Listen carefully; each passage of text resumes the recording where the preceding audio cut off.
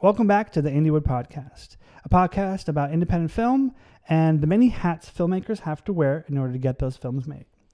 Here we talk about the journeys of creatives who wear multiple hats, who are multi-hyphenate, who dip their toe into different disciplines in order to really kind of get their creativity on film, on digital, onto the big screen, onto the little screen. Every screen? Yeah, all screens, all sorts of screens. We don't judge. No judgment here. This is the first episode of 2025, of the first series of 2025. And with me, I have a spectacular, wonderful guest, an old friend, a colleague, JJ Hawkins. Wow. Hear that? Spectacular. I receive it. Hello, Yarrow. Hello. We have known each other for quite some time. Years. I don't think we've ever sat down and had a one-on-one. And never on a pastel couch. No, or recorded for the world to hear. Right. JJ, you are an actor. Right. Producer. Right. And writer. Right. And we met on a project that I've talked about endlessly and referenced endlessly because it's this weird amalgamation of multi-hyphenates and different hats. Yeah. Bring it up again. We want to hear it. Stupid Cupid, which was a web series that we shot, my wife and I shot in New York, and you were one of the main characters. Yes, I was. So we shot for 6 days, and we had a cast of 1, 2, 3, 4, 5? That sounds right. 5 plus another 5 just of supporting characters. Don't forget the surprise day in LA too. Yeah, we had some pickups in LA, but thankfully it was just you and Sarah. Yes, I know. I was lucky. And then we shot in 5 different locations in New York for $25,000. How we pulled that off? How we pulled that off for that much money, I have no idea. And so that was, I think, the start of a wonderful friendship. Yes. So I get to look back with new eyes to that because I wasn't attuned to any of that. Yeah. Oh, I guess here I am. If you want to ask me about, if you want to ask me about the trials and tribulations of Stupid Cupid in New York, please, because you were there for everything. Yeah. But you guys had a good time. Oh, we had a blast. Good. We just got to chill. We were in a little Airbnb. We each had our own rooms. We were bonding. We got invited to Joanna's wedding because we got so close after that filming. I heard that. Yeah, I had a mental breakdown. Great day. You win some, you lose some. Well, I think in the end though, it wasn't a mental breakdown. It was exhaustion breakdown. It was an emotional gasp of relief and creative growth, I think. Because at the end of it, we spent 6 days just shooting nonstop. I think we were doing 8 to 10 hour days. But then Sarah and I would go home and prep the next day. Yep. So we were sleeping 5-6 hours, going to bed at 1, Yep. waking up at 5 or 6, and doing it again. And I think day 3 we're it's fine. We're almost there. We can figure it out. And for those just kind of tuning in, the web series we co-wrote, Sarah and I, my wife and I. She starred in it and she produced it and I directed it. And I edited it. Did the post-production on it. Post-production. And what's crazy about even you saying that it's your wife is, I don't know if you remember, but our little sizzle day, first day of filming, y'all had just started dating. Yeah. She brought you around. We were like, who's this guy? He's the grip. He's the boyfriend who's helping out in the background. Oh, fast forward. Oh, my wife and I recreated that. So beautiful. Yeah, I feel like Stupid Cupid has been this kind of background story to our personal life. I really resonate. I mean, also fast forward to me and my partner making a film together. Talk about make or break. Some people make babies, others make films. You know what I mean? Those are babies. They're babies. Yeah. And it is wow, we're doing this, babe. We're in it. Birthing them is painful. Yeah. Everybody has a womb. Everybody births. You know what I mean? A creative womb. Yeah. A creative womb. I want to hear your side of the story because how did you? So as an actor, when did you start kind of being on stage in front of the camera? Because I know you're from Utah. No, I'm not from Utah. You're not from Utah. Many people think this. This is something that I need to clarify right now. Yeah, please set the record straight. Let me throw up before I say that. No offense to the land, but offense to the place. I grew up Mormon. I'm hurt. I am happily from the San Francisco Bay Area. And I think that is the only thing that kept me sane because I was raised in a very devout Mormon household for better and for worse. But I wasn't in the Utah culture. The which is mothership. very different. Yeah. Yeah. But I did go to college there. That's as right. every good little Mormon girl does. You go to BYU. And so I did spend my 4 years of penance there. And, You paid your dues. And whenever I say that I'm, was raised Mormon, I went to BYU, people assume I'm from Utah. And that makes perfect sense. I totally understand. Yeah. And let's just set the record straight. 4 years there. But I do have extended family there, even though I am like third generation even from the Bay Area. Anyway, so it was a bit of a did you derail, start arts at BYU, or did you finish BYU and then go like, I'm done, I'm just moving to New York or LA? A phase of that did happen with theater. So I started theater in high school, very classic story. But then in college, I did more theater, and I was like, basically, fuck this. I have been wrung dry of the theater. And I was like, I'm moving out of Utah as quickly as I possibly can. And I wanted to go to New York or LA, ended up going to LA, closer to home, and because I wanted to do film. So I was very much like, clean slate, no more theater, I'm a film boy now. And I had done just a little bit of film at the end of college, but funnily enough, I ended up moving to LA, and the first thing I did was a piece of theater. Because you know what? That's just like what happens. Yeah. But it's actually an amazing story of how that little like 99-seat theater black box in Atwater Village led me to this person who led me to this person that led me to this thing that literally you can draw a direct line from that box to my first CBS show. CBS, CBS show, which is so cool. And I think that's like cool, and people should hear that, It's amazing how all the work you do really does build up to the great successes, the pivotal moments in a career. In unforeseeable ways, in ways you could never predict. And for the CBS show, that was All Rise. No, my first CBS show was The Red Line, a little unknown show, kind of got buried. I think it was a little too liberal for CBS. Yeah. Liberal for CBS? Yeah. Oof, it was like about this, first of all, this doctor who ends up getting shot because he's black. And he's married to a man. And so that's like the inciting incident. And all those things, CBS show? Yeah. And so you're following his now widowered husband and their daughter like navigate the rest of their lives. And it was like, they were adding in all this like diversity, and I played this non-binary character who was like the first out non-binary character on national television. CBS show. And then they ended up even showing them in 2-episode chunks. Have you ever heard of that? No. There was like every Monday night there would be 2 episodes back to back so that they could get through it in 4 weeks, and then they like canceled it, and they buried it. It was insane. Y'all are doing a lot of liberal stuff. I filmed it in 2018, so it came out in 2019. Okay, wow, that is really wild. It is pretty wild. I mean, it's out there now. You know what I mean? You can't bury that. There. I think someone's got it torrented. You know what I mean? that's the truth. Yeah. If it's not my mom, So just to kind of give folks perspective on a career of theater in BYU, theater in Los Angeles to a network show, what did that look like for you? And like, I really just want to get that perspective, because I think everybody's journey is different. And but I think the common thread is always, no work that you do is a waste of time. I completely agree with that sentiment. No work you do is a waste of time.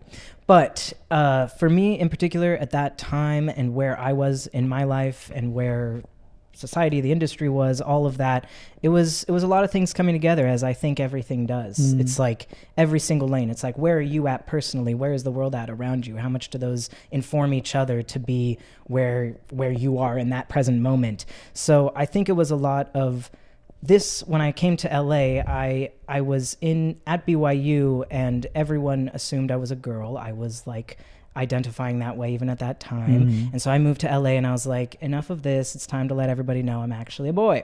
And so transitioning, coming out as an actor is a big thing. I mean, it's already a big thing. It's not like that's ever easy. But when you're like marketing yourself Yeah. You're like, I had signed with an agency being like, yeah, I'm like a butch lesbian. And then it was like, And so, actually. just to clarify, this was in Los Angeles. This was in Los Angeles. Okay, so you were now we already are in here, LA. Yeah. putting down roots, and then you were like, no, there's this other transition that needs to happen. Yes, Okay. exactly. Mhm. So kind of getting my feet under me, and then I was like, actually, I'm a trans boy, so sorry about that. And so it's like, then it's the whole like medical transitioning, which takes so long, and then you're like socially transitioning, like call me this name, et cetera, et cetera, et cetera. It's really difficult, let alone that whole time, the whole thing that actors face, which is like marketing yourself. You're like, I want people to know exactly this little box that I'm in so that they know where to cast me. But when you're transitioning, that box is changing like every other week. Exactly. You know, it's like, I don't know what I look like today. What do you think I look like today? And so it was already a confusing time, and trans representation in media was very new. It still is, but it was like even more so. And so it was kind of a confluence of things, a lot of things coming together. It was like me finally being like, this is me. And I think a lot of my like life lesson is like authenticity will always sell. And so no matter where that is or what that is, and it's just like, here I am.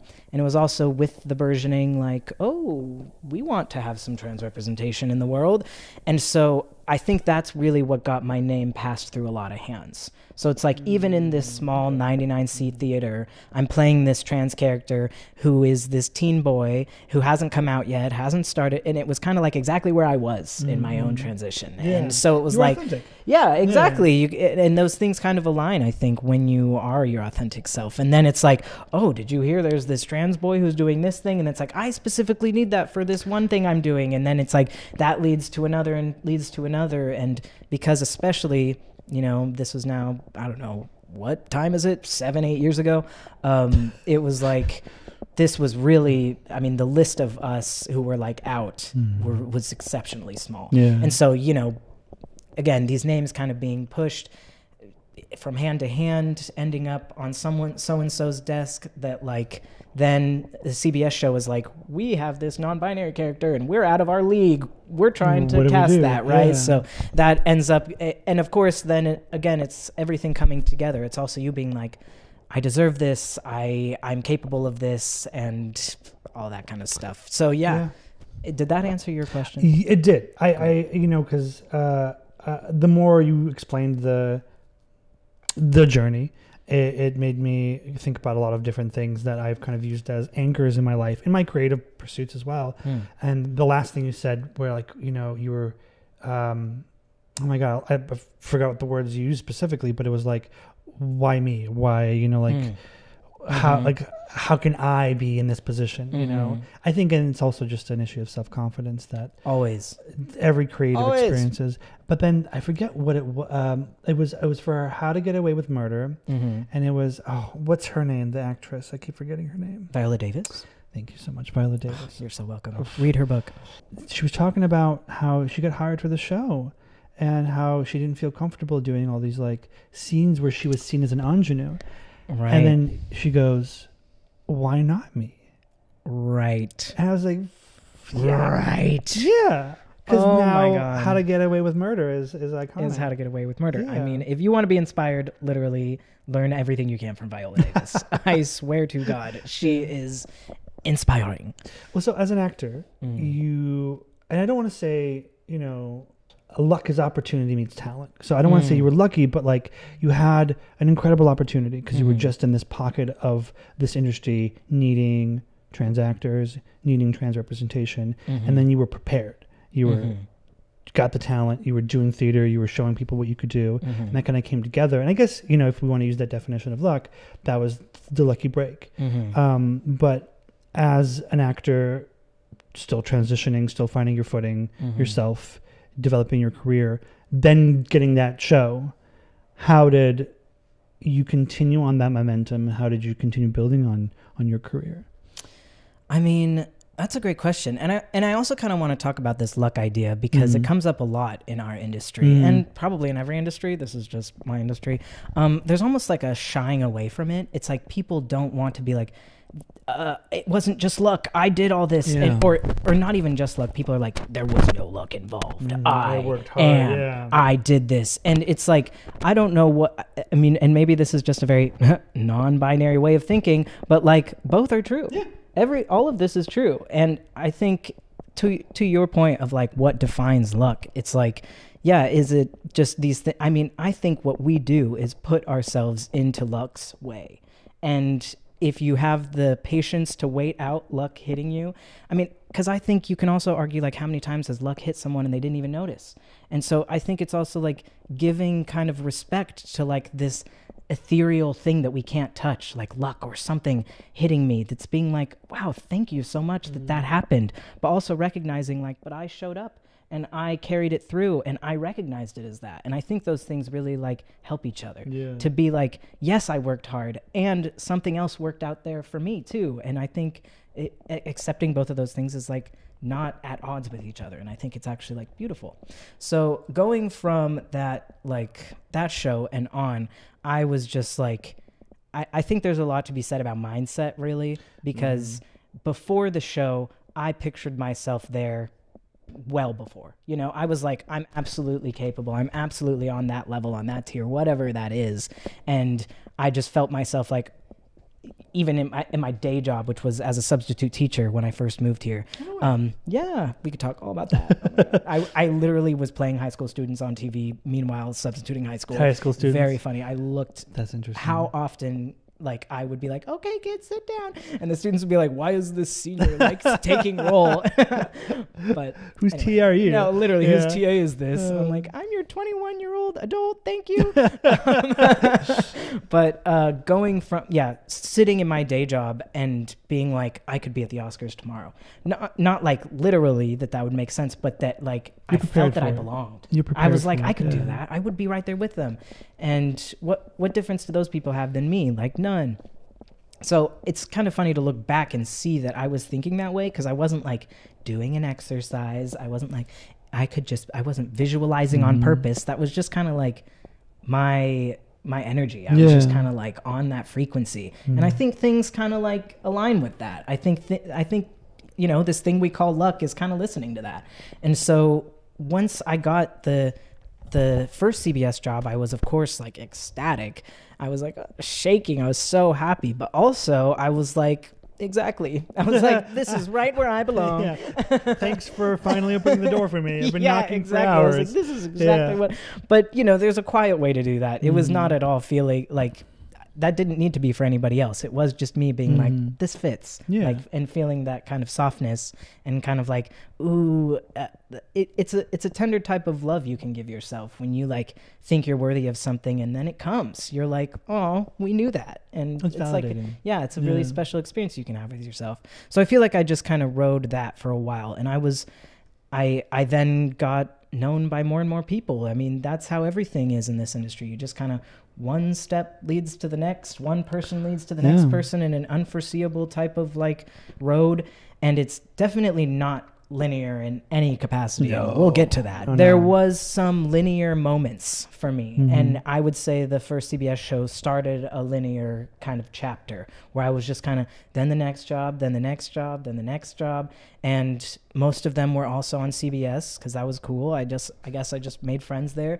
But then I started on a CW show as well. And I feel like that was kind of, I guess, the end of that chapter. So it just, you know, that would kind of be a montage if we were looking at my life, was just like those couple years of just like booking and going on this show and going on this show and traveling and being like la-di-da-di-da, the kind of like magic that people really like fantasize about. I would totally categorize those couple years as. And then COVID hit. Then everything stopped. Lord, everything stopped. Man, what a surreal thing. Thinking, so for those at home, we're recording this the week after the intense Palisades and Pasadena, or as they're calling it, the Eden fires, have hit Los Angeles. And it's still we're still recovering in week 2. They are still active. Yeah, they're we still are there. still in this. But it feels like a very condensed version of COVID because the city shut down. Exactly what I've been saying. And it felt like, I mean, you literally had to be inside, shut the windows. It felt like lockdown. Not to mention there were, let's try to remember, throw ourselves back in the good old year of 2020. There were also fires then.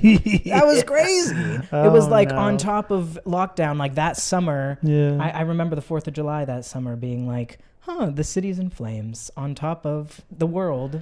And it was like, it's honestly crazy to look at life since then because it was like, COVID, been there, know her. And then everyone was like, but like as soon as this gets under wraps, like the floodgates are going to open.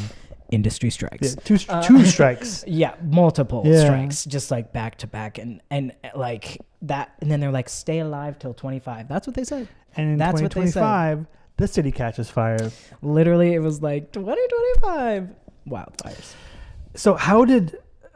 I guess the question would be having this momentum in your career, and something that I've also had, like momentum that then just gets not just stopped, but like stomped on and cut. Like there's no recovery. Yes, we've talked about this. Yeah. How did you specifically recover from that and kind of find the emotional energy to continue? Because it's hard. Dude, it's more than hard. It's soul wracking. Yeah. Because especially, the youthful aspect, there is some naivete attached to, I was like, this is what I foresaw, and then I got it. Yeah. And so now it's just going to continue like this until the rest of time and until I die. I'm going to have a great life, Well, speaking on that, do you feel like the opposite sometimes is true where you're like, oh no, I caused the pandemic. I caused the fire by like... Oh, absolutely. Yeah. You have to go through that ringer too. Because then you're like, wow, I do have power over my life. Yeah. And then like disaster strikes and you're like, I'm a monster. I created disaster. It is my fault. Yeah, of course. And that's where I think the battle of my life since then was trying to find this line of like, how much control do we really have? Yeah. What control do I have? Yeah. Where is that line? I want to find it. I want to do everything I can up into that line and then stop it. Yeah. And then stop there and start praying or, mantraing, whatever I need to do to appease the other side. Of that line, right. Yeah. Like you tell me and it's still like, it's still a form of control. And I think life is supposed to teach you like, let go, get on the ride, because if life does go the way that you want it to, that you think you want it to, my belief is that that's ultimately much worse than what life has planned for you. Yeah. And what may seem at first as an obstacle ends up being the route, the way to a new life before unforeseeable, right? But that you couldn't have imagined. And I think that's what the multi-hyphenate journey has been for me. Absolutely. I never in a million years would have thought that I would have started doing anything but acting. I was an actor. I was a performer. I was like, that's what I do. That's what I love. That's you tell me what to say. Yeah, exactly. Now you're like, wait a minute, I can write this down. I can do it. And I'm going to bring a fully fledged human to it. And I'm going to bring all that I've gone through. And I just want a camera in my face. I just want people to look at me, look me in the eye. That's all I wanted. Yeah. And the thought of doing anything else, I thought was like a slander to being an actor. You know what I mean? Yeah, like you're not good enough to do the one thing, so you have to do everything else. Oh, you're like not good enough. Oh, you couldn't do it. Yeah, but now that's the baseline. Now you have to do multiple things in order to do anything. Yeah. And I, again, one of those unforeseeables. I could not have foreseen that emotion or the energy of creating your own work. It is you can't find that as an actor. It is its own untouchable, reserved, like beautiful little piece of this world. And it's like I never would have even attempted to do that if life hadn't thrust me in there. And so it is like, of course I had to go through like, why me? Of course, gotta pity yourself. Why did I do this? You gotta dabble. Why did I cause a pandemic? Yeah. And then after that, I was like, and after much time passed and like life gave me things that I couldn't have foreseen, I was like, oh, I grew as a person. Like I became someone that I Yeah. really like. Yeah. Like, and in a way I would have never pushed myself to become. And that's something really cool. And at the very least, what a multi-hyphenate gives you is more respect for the things you weren't doing before. Yeah. You know what I mean? Yeah. As an actor, we were just talking about Stupid Cupid. I was like, oh, were y'all stressed? We were having a great time. Like, we showed up. We were hanging out. Did it ever feel like, seeing it from your perspective, did it ever feel like everybody on the other side was just not having a good time or freaking out?